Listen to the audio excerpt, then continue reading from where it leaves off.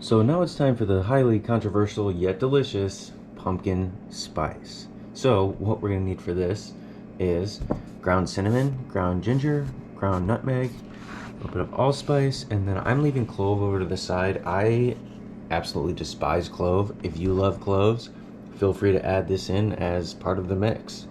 Normally, this goes well in a shake of coffee, goes well in banana bread, goes well in, a lot of other breads that you bake. You can even put a teaspoon of it in your chocolate chip cookies.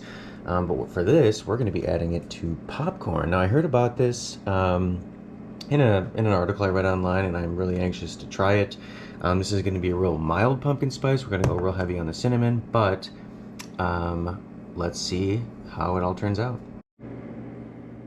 Okay, so for this recipe, we are going to need, again, jam and jelly jar to put it all in. We're going to need a 1/4 cup measuring cup, and then a 1 teaspoon measuring spoon, and then a lid for our jar. So we're going to start with a 1/4 cup of cinnamon. Now this may seem like a lot, and it is. However,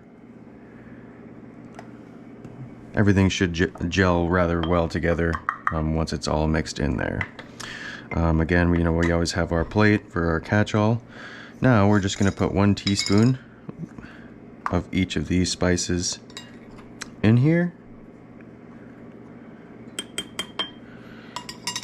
And then we're going to mix them up all together, and then we're going to drop a teaspoon into a popped bag of popcorn. So added in a teaspoon of ginger, we'll add in a teaspoon of nutmeg.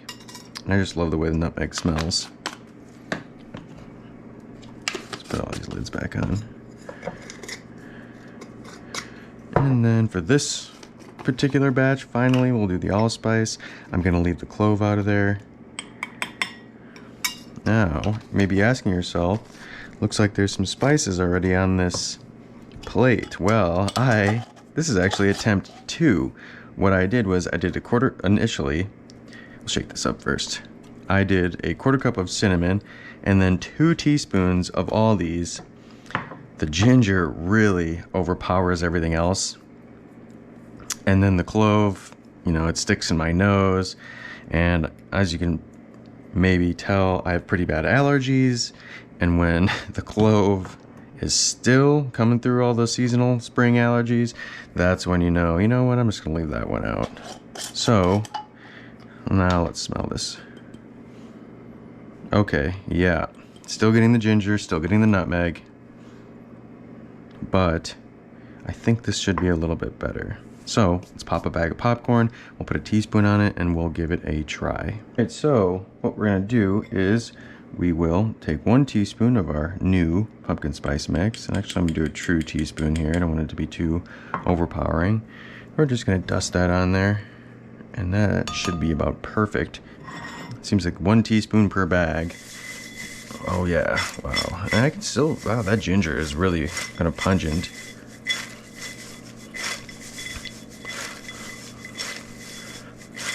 All right, nice little stir. Still nice and hot. Let's give it a shot.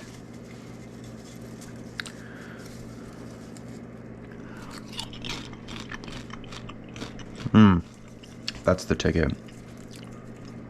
Still the first thing you get when you eat it is that cinnamon. For a good reason, they put a 1/4 cup in there. The ginger's not overpowering.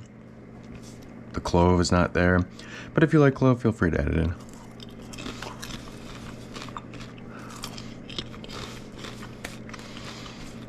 And this goes great again in all baked goods, coffee. Just a really flavorful and nice smelling all around spice blend.